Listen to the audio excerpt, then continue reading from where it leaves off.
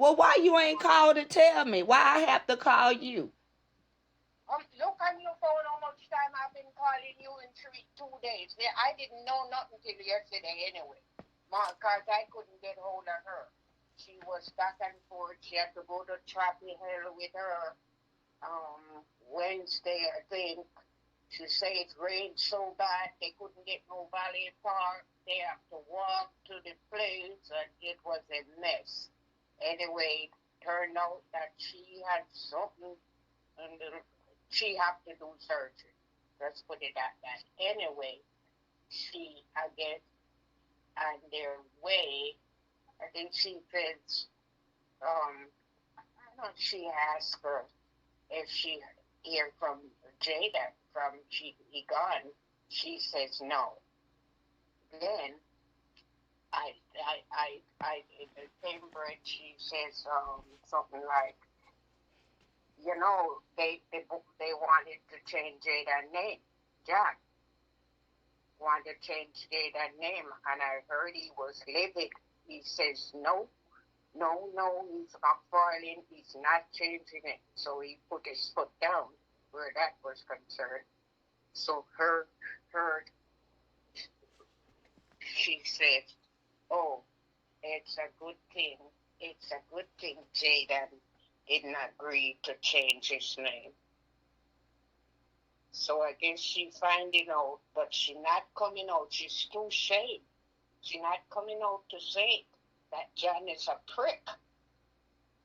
Because that child spent 3 weeks with her. She buy all this stuff, send him home with, and not even a phone call. John have the boy to call his auntie. Oh, what do you make of that? But I'm the crazy one. I'm the crazy one, right? Okay. I'm the crazy one. Oh, well. So Jaden put his foot down. Jaden know he the heir of this crown. He ain't no fool. He like, I ain't about to give up my birthright. My baby been sending me telepathic messages. Because he told me, Mom, this is serious. One night, he said, Mom, this is serious. I'm going to be okay. He said, do what you got to do. He looked me dead in my eyes when I saw him. So my son is very in tune with what needs to happen, and his return will be soon because I'm setting up my generals down there. As soon as I shared my story with just a couple people, they like, we got to work on this right away. I said, slow down, Buttercup, because I done found a loophole in the system that's going to get me some real, I found some remedies, and I found some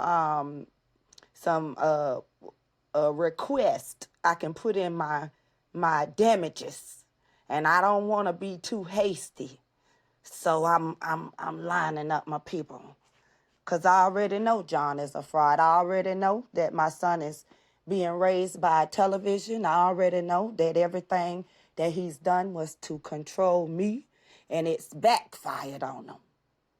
And I already know he's struggling. See, he had in his mind what he thought it would take to raise a child. But immediately he took him and put him in the public school system and exposed him. Immediately, he doesn't spend time with him.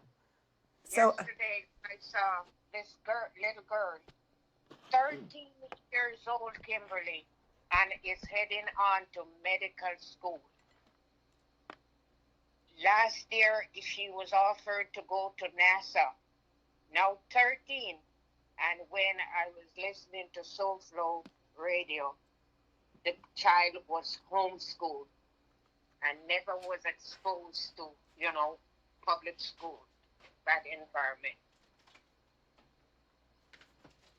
Can you imagine? A black girl. yeah, I can imagine.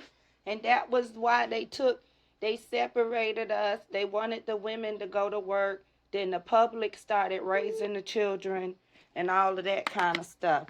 Mom, can you give me like maybe 10 minutes and I'll give you a call right? I'll give you a call right back. I gotta take this call. I'll call you All right right, back. Okay, all bye. right. All right, bye. Ready? All right, hello? Okay, okay. So this both of our boyfriend. You finna live vicariously through me, okay? Because when I originally called you back, it was because he texted me and said good morning. Because I had sent him. He was, oh, girl, I love knowing men. I love knowing people. I love knowing what the fuck I know. I told you everything. This nigga was searching around in the dark at 4 o'clock in the morning trying to see if I'm online, coming on Instagram or on Clubhouse trying to see if I'm online. He was fishing. And he didn't know how to fuck. He knew everything that we already talked about, that he had fucked up a little bit. So, but you telling me, we it's okay, after you punish him a little bit, then say, I'm gonna put you across my knee. So I told you with all those documents he sent me, I just told him, with all the documents he sent me, I told him, what did I tell him? Excuse me. I told him, I said, thank you. You blessed me. Thank you. You blessed me with this info. Thank you. And to that, now he always try to wait to make it seem like he ain't got his phone Velcro to his hand. But so he fucking waited like however been 20 minutes or so and said good morning. So I was calling you back to say, okay, now what do we want to do to him? Do we say no, ain't no good morning for you, I'm gonna put you across my knee, or do we leave him on red? What we doing with him? I didn't even have enough time to say for you to call back because he called me. Then he rung my phone, so I'm just looking at the phone like, oh fuck, do I want to answer it? So I answered it. And it was the cutest conversation in the planet. So we just talking, and he's like, good morning. I said, he said, hold up. He said, that ain't that. I said, why are you calling my phone? He said, excuse me? Because I wanted to check your temperature. I said, why? He said, because I saw the little message you sent me this morning. So I said, let me check her temperature. I said, oh, that's why. That's what happened. And then he didn't say nothing. I said, so what's my temperature like? He said, I don't know. I said, yeah, I know you don't know.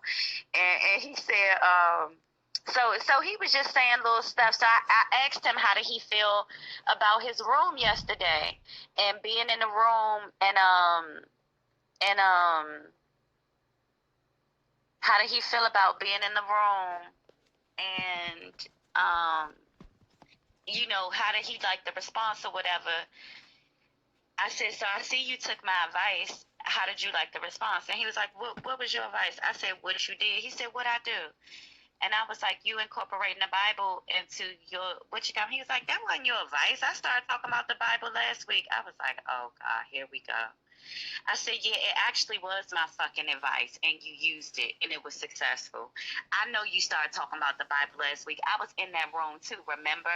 Which is what prompted me to tell you to talk about the Bible more and to incorporate that into your teachings, which is what you did the day after I told you. It's okay, baby. I'm here to lead you. Let me lead you. He said, okay, you're right. I was like, what the fuck? I said, what the fuck is wrong? And then I'm explaining to him, like, what he said. He said, I looked in the chat, too. I saw when you said, as soon as he started talking about God, people started leaving the room. I said, yeah, but don't worry about that. I told you that already. The people that stayed was the people that needed to stay. And it put their respect for you on, it raised it exponentially. Like, they already respected you because you're a bomb-ass businessman and you know your shit. But now that they know that you love God and you know the Bible like you know these trust laws, nigga, you had men turned on yesterday. I literally had men in my back channel talking about you. He was like, for real? Yeah, for real. I said, get more in tune. Like, I said, but I didn't like, I said, your insecurities